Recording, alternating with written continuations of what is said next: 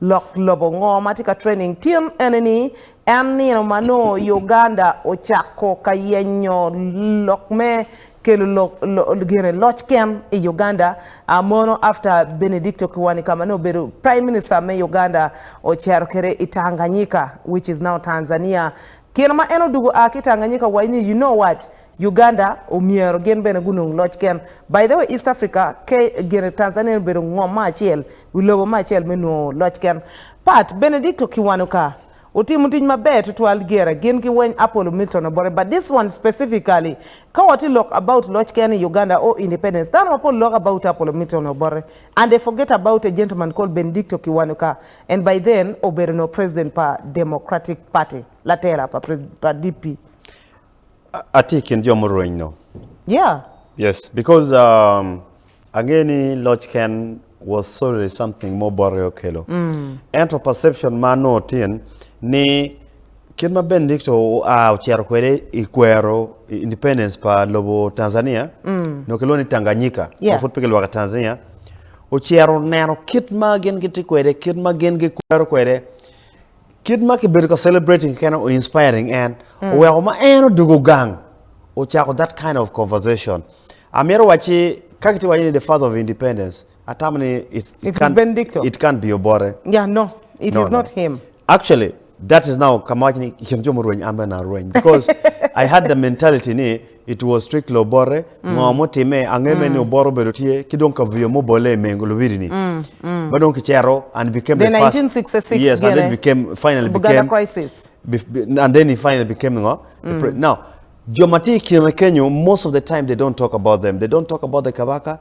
They pick a logo locum Benedicto, pick a logo locum Kabaka, one Ronald Mutebi, pick a logo Ekumgaram, Jomubero, including the former Semogerege. All these were people Maguberuka, Luen Materne Uganda becomes independent. And by then Semoger was a youth winger, a UID. UID. And then only all these people pick a logo Kumge, Kiloro many independence, Kiloro locum Obore, Kiloro locum Ngo. But I think the history is large. Actually, I'm part manatika kwano history. I go to understand it better. Ni PUPC NIO fighting to 12 for independence Uganda.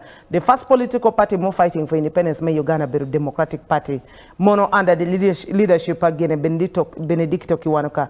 The only challenge ma Benedicto Kiwanuka no don't chaka fighting ni Uganda mirno independence and ket madong DP ka gene Buganda gengo forming party mamegi magiloni Kabaka Yeka.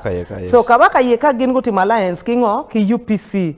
Don't worry, don't party pa DP ki Benedicto Kiwanuka engineer Kasolos and the rest. Gen when they look like as if gen gipaka ki gen mo magitemo karchel tutual. But kay nena kama Uganda ti ye kumbeti enemy.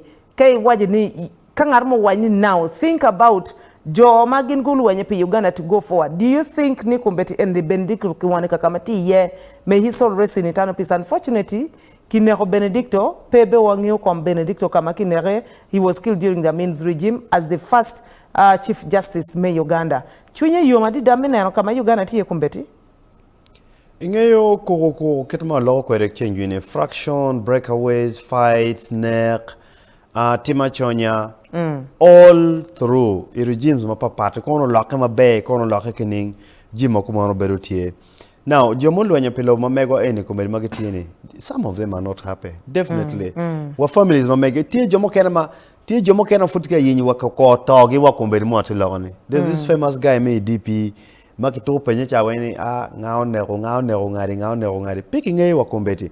So inoni the struggle for liberation while kiwaji mati free Watio mere ni watumi. Jomo kena futungi gong. Imunicha aweng no bad mouth. Everyone needs to be.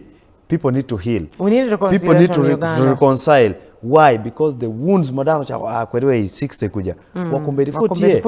Jomo kena tima genone one who were mistreated and were never compensated. Who were gikiti mgena koma na koma po chang.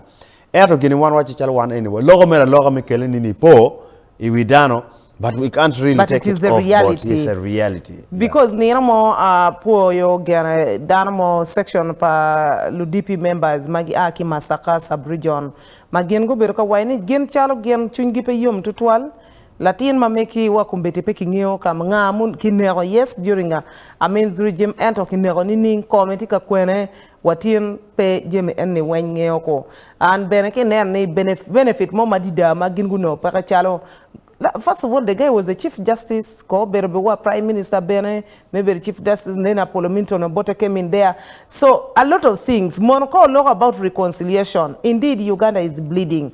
We need to reconcile, and I think the reconciliation should start from way back before Uganda's independence. Kaumiaro, wanung kuch mabe. Kumenoko pat. Dano kete waje kwene chunyi tikato. Ana yegen me waje ne.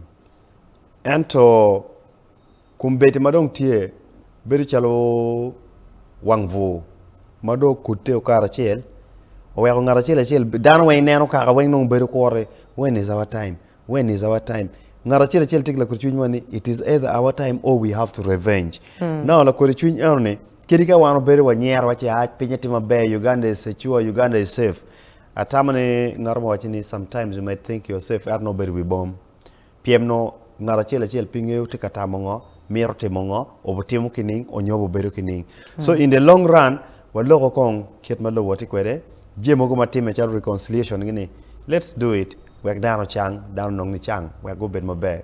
All right, ladies and gentlemen, monota mamekwa en kakany enani bat lo dipi gingi waini wakumbeti enani wangma Uganda kwa keja botgi chungi pe yom tutwale kerma ki mistreating kere Benedicto Kiwanuka and nina matin enani ella dit Benedicto Kiwanuka ki Tanganyika madon kumeteti Tanzania obieno chaka fighting beneni Uganda uno independence karino ani bene Dr. Apollo Milton Obore later on jumped on the canoe and this initiative. Basically, history tells us ni Benedicto